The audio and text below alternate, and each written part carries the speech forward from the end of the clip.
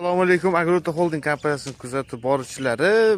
Mana bugungi video obzorimizda 12 metrli shtangoviy apreskvitel haqida bir qisqacha video olib beramiz. 600 litrlik bo'ladi. O'zini tortadigan ham bor. Buni sistemasida hop alohida qo'l yuvish uchun mana shlanglar chiqib qo'yilgan.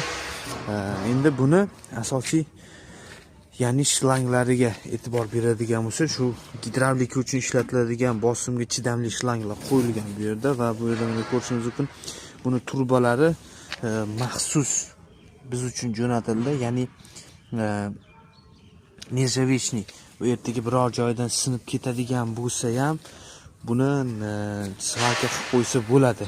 Даже buni bir-biriga ulanadigan joyi ham gidravlический mana. Shu 16 atmosferaga chidab beradigan shlanglar qo'yilgan. Uncha-munchaga yorilib, uzilib ketmaydi. Profillari ham mustahkam qilib ishlangan. Mana hozir 70-60lik Fahrenheit traktorimizda turibdi. Buni 50-60lik traktorlar ham o'sha uzunligini ko'rishingiz mumkin. Juda baquvvat qilib ishlangan. Bemalol bizga aloqa qilishinglar soni bor. Bu yerda mana hali gidravlический shtangoviy apreskvitel turibdi. Buni ham ishlatib ko'rsatib beramiz. Hammaga rahmat.